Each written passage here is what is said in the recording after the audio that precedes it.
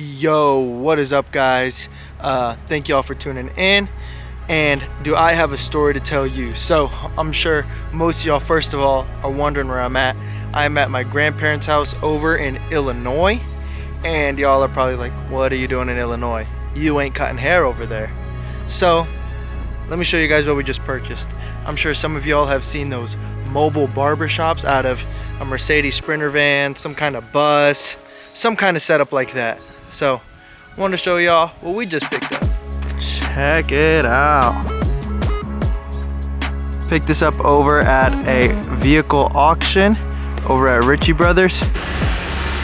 So basically, of course, this is something I want to take you guys on and, you know, show you the bus. But as well, if you are just now tuning in wanting to build your own bus layout, this is also going to be a complete walkthrough of how I plan on doing it. I don't really have any expertise when it comes to carpentry, electrical, plumbing, honestly any mechanic work.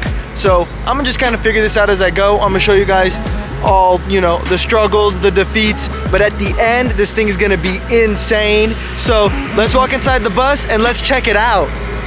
Walking into the bus here, we got these seats, as well as these ones that fold up, and the wheelchair lift. The whole plan is to basically strip all these chairs out, put in new flooring, put in some walls, put a little sink, barber chair, station, seating area. That's pretty much all we got so far on, you know, figuring out what we want to do. This is kind of the front area. If you guys are wondering specifically what kind of bus this is a Ford E450, and it's a 2012. So not super old, not super new, but I think for what we're trying to do, this is gonna be perfect. But yeah, so we leave tomorrow at like 4:35 in the morning. The drive, I think, is about a 13-hour drive back down to Dallas. In the bus, because we have to take this whole bus there, it's probably gonna be, you know, a few hours longer than that, probably looking closer to 15, 16 hours. But I'm gonna update y'all in the morning, see how we're feeling, and keep y'all updated throughout the trip. So let's get to it. All right, I know you guys can probably not even see me, but it's currently 5 in the morning. I don't even know if you can see the bus, it's so dark out. But we got the bus, we're about to start this trip. Keep you updated every couple hours. Let's go!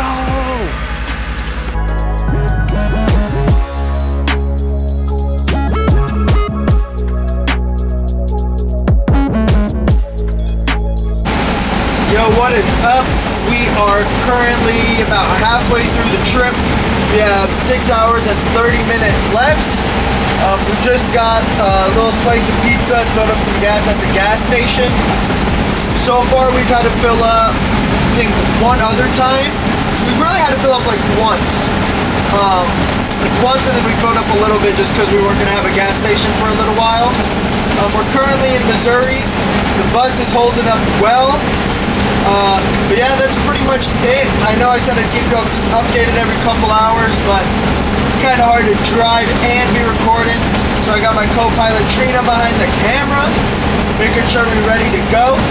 But yeah, after Missouri, we'll hit Oklahoma, and then we'll hit Dallas. So we'll keep you all updated.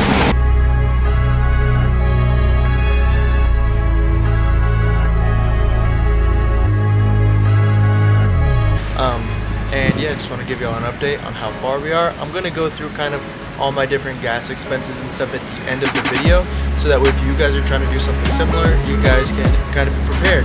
Anyways, 5 hours left to go. Let's get it!